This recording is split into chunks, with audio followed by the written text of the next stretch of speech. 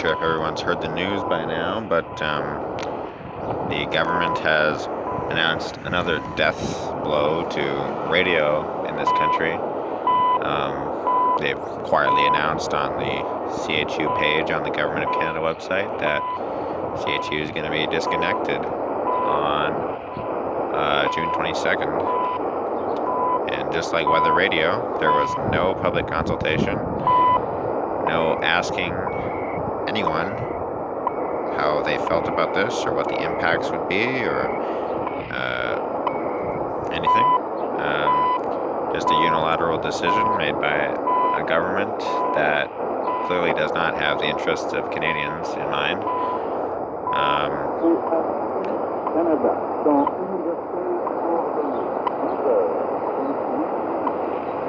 I mean, the cutting of weather radio was much more outrageous, but this is still just completely a really bad decision. I mean, Canada's last presence on shortwave radio. I know people in Eastern Canada do use this, particularly in Eastern Canada, because that's where the signal is the best. Use this to get the time. People out in the wild, out in the country, scientists, because it's the most accurate time. It's incredibly accurate. Unlike your phone or the computer or the internet, where the clock is always off by a few seconds, this is nearly completely accurate. Coordinated universal time, 2 hours, 40 minutes. And now what? I mean, there's the telephone service, I guess, which also uses the atomic clock, but that's not free. That's a toll number. It costs money to call that number for some reason. So who knows? But I just find it ridiculous that the government is cutting all this stuff without asking anybody or asking what anybody thinks, or they're just doing it to save what is such a negligible amount of money compared to what they spend total on much more useless things.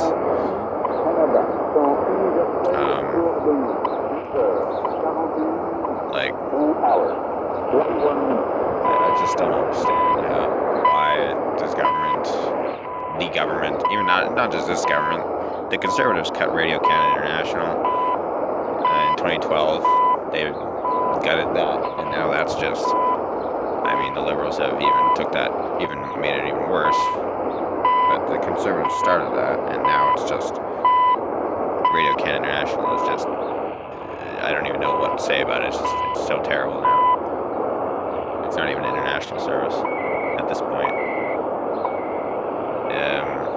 And then, of course, this year they cut weather radio, which is terrible. I mean, that literally saves the lives of people. At least this isn't, like, crucial to potentially saving somebody's life. I mean, like weather radio. Canada, coordinated universal time, 2 hours, 42 minutes. Yeah, the signal is coming in very nice right now here, 7850.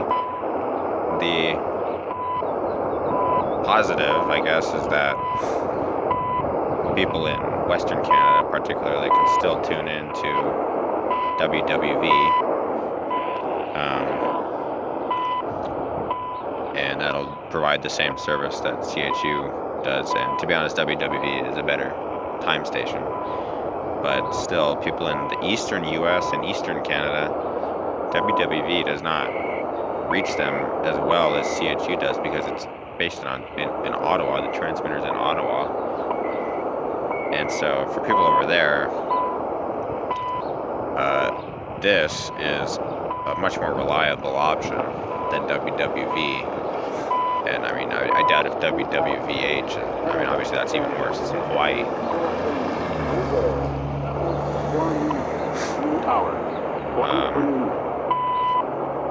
But yeah, WWV will still be there for now anyway. Who knows what? I mean, I know they tried to cut that a few years ago. They were going to cut that, but public backlash made them actually not do that, which is nice. So, but CHU, I doubt if any public backlash is going to prevent this from being taken off, because this government doesn't seem to listen to what anybody has to say. I mean, yeah, I don't know, but it's really setting a bad precedent for radio in this country. I mean, what's next? They're cutting weather radio. They're cutting our last shortwave service. What's next? AM radio? Is the CBC going to end all AM radio broadcasts? Like, that is genuinely a concern at this point. I mean,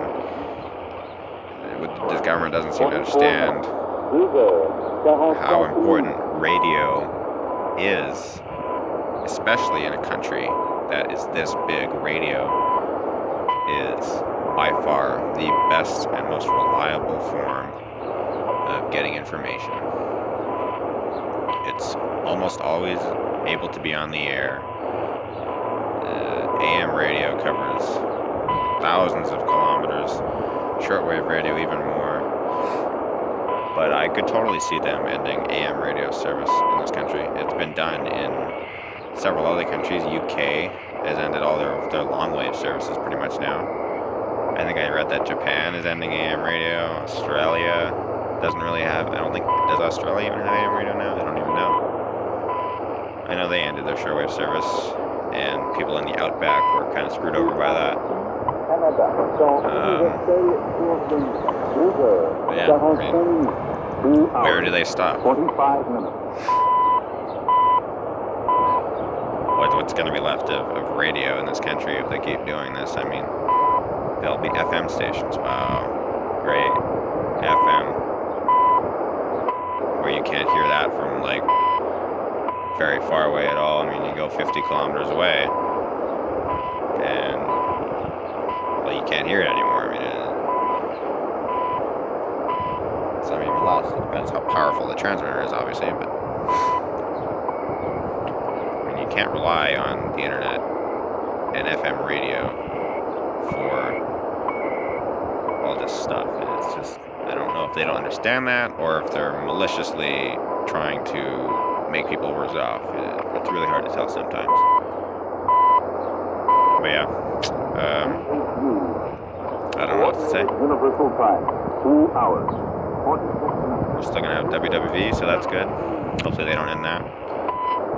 So unlike weather radio, where a lot of people can get it from the U.S., but it doesn't cover Canada. It doesn't provide information for Canada, and you can only get that if you live near the border, which I do not.